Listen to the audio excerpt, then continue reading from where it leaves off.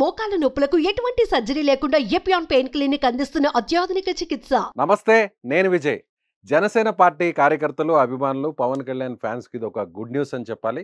జనసేన పార్టీకి సంబంధించినటువంటి ప్లేనరీ సమావేశాలని మార్చి 12, 13, 14 తారీఖుల్లో నిర్వహించబోతుంది ఆ పార్టీ నాయకత్వం. దీనికి సంబంధించినటువంటి సమావేశాన్ని ఇవాళ నాదెండ్ల మనోహర్ గారు, మంత్రి నాదెండ్ల మనోహర్, ఆయన కోర్ కమిటీతో దీని గురించి మాట్లాడడం జరిగింది. ప్లేనరీ సమావేశాలని ఈసారి భారీ స్థాయిలో నిర్వహించాలి అని ఆయన అక్కడ మీటింగ్ నిర్వహించినటువంటి పరిస్థితి.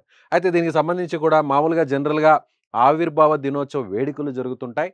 ఆవిర్భావ దినోత్సవ వేడుక రోజునే ఈ ప్లేనరీ సమావేశాలను నిర్వహించడానికి భారీ ప్రణాళికను రూపొందించారు. అది కూడా పిఠాపురంలో జరగబోతున్నాయి. పవన్ కళ్యాణ్ గారు పోటీ చేసినటువంటి నియోజకవర్గంలో, ఎమ్మెల్యేగా గెలిచినటువంటి నియోజకవర్గంలో ఇక్కడ ప్లేనరీ సమావేశాలు 3 రోజుల పాటు జరుగుతున్నాయి. అంటే టీడీపీకి ఏ స్థాయిలో మహానాడును నిర్వహిస్తారో మనం ప్రత్యేకంగా చెప్పాల్సిన అవసరం లేదు. అదే స్థాయిలో ఈసారి జనసేన పార్టీకి సంబంధించినటువంటి ప్లేనరీ సమావేశాలని పవన్ కళ్యాణ్ ఎమ్మెల్యేగా ఉన్నటువంటి తన సొంత నియోజకవర్గమైనటువంటి పిఠాపురంలో నిర్వహించబోతున్నారు. ఈ వేడుకకు, ఈ కార్యక్రమానికి, ఈ సభలకు 3 రోజుల పాటు జరిగేటువంటి ఈ సభలను పెద్ద ఎత్తున నిర్వహించబోతున్నారు.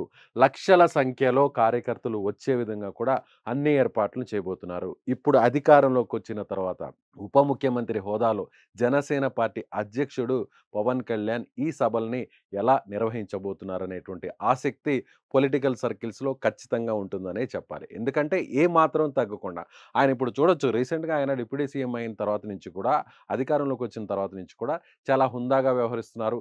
సెక్యూరిటీని పక్కన పెట్టి మరి ప్రజల్లోకి, ప్రజాక్షేత్రంలోకి వెళ్ళిపోతున్నారు పవన్ కళ్యాణ్. తనొక స్టార్ హీరో అనేటువంటి ఇమేజ్ ఉన్నా పక్కన పెట్టి, ఒక పాపులర్ లీడర్ అనేటువంటి గుర్తింపు ఉన్నా కూడా పక్కన పెట్టి, తనకి థ్రెట్ ఉంది అనేటువంటి కొన్ని వివాదాలు నడుస్తున్నటువంటి పరిస్థితి. అంటే తనకు థ్రెట్ ఉంది అనేటువంటి కొన్ని కాల్స్ వస్తున్నా కూడా, కొంతమంది బెదిరిస్తున్నా కూడా వాటన్నిటినీ కూడా పక్కన పెట్టి నేరుగా ప్రజల్లోకి వెళ్తున్నారు పవన్ కళ్యాణ్. కాబట్టి ఇప్పుడు రేపు జరగబోయేటువంటి, అంటే మార్చి 12, 13, 14 ఈ 3 రోజులు ప్లేనరీ సమావేశాలని ముఖ్యంగా పార్టీ సంస్థాగతంగా బలం అయ్యే విధంగా కూడా ఈ ప్లేనరీని నిర్వహించాలని దీనికి సంబంధించి అంటే కోర్ కమిటీ ఒక నిర్ణయం తీసుకుందనే చెప్పాలి.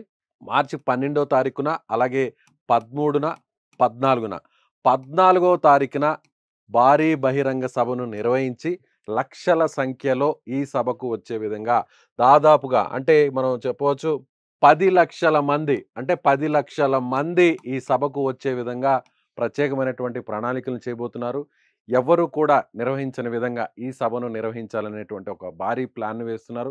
పిఠాపురం నియోజకవర్గానికి సంబంధించి కూడా అక్కడ కొంత స్థల సేకరణ కూడా జరుగుతుంది. ఈ బహిరంగ సభ, ప్లేనరీ సమావేశాలు నిర్వహించడానికి మహానాడుని ఏ స్థాయిలో అయితే 3 రోజుల పాటు నిర్వహిస్తారో తెలుగుదేశం పార్టీకి సంబంధించి, అదే స్థాయిలో ఎంత మాత్రం కూడా తగ్గకుండా మొత్తం, అంటే దేశం యావత్తు కూడా ఈ ప్లేనరీ సమావేశాల వైపు చూసే విధంగా కూడా కార్యక్రమాలు నిర్వహిస్తున్నారు. దీనికి సంబంధించి కూడా కోర్ కమిటీ సమావేశం ఇవాళ విజయవాడలో జరిగింది.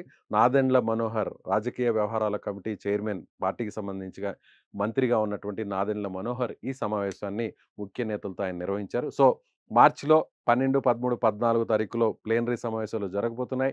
3 రోజుల పాటు జరిగేటువంటి ఈ సమావేశాలకు లక్షల సంఖ్యలో కార్యకర్తలు, అభిమానులు వస్తారు. కాబట్టి ఆ స్థాయికి తగ్గట్టుగా ఏర్పాట్లు చేయాలి. అదే స్థాయికి తగ్గట్టుగా సభను కూడా నిర్వహించాలి. వేదికను కూడా ప్రత్యేకంగా నిర్వహించాలి, డిజైన్ చేయాలనేటువంటి నిర్ణయానికి వచ్చినట్టుగా తెలుస్తుంది. సో పవన్ కళ్యాణ్ ఇప్పుడు అధికారంలోకి వచ్చారు కాబట్టి, గతంలో ఆయన రాజకీయ పార్టీగా ఉన్నా కూడా ఎక్కడ కూడా ఒక్కసారి కూడా ఎమ్మెల్యేగా గెలవలేదు అంటూ కొంతమంది పార్టీలకు సంబంధించినటువంటి నాయకులు పదే పదే విమర్శలు చేశారు. కానీ ఆయన మొన్న జరిగినటువంటి ఎన్నికల్లో 100% స్ట్రైక్ రేట్తో మొత్తం 100% విజయాన్ని దక్కించుకున్నారు.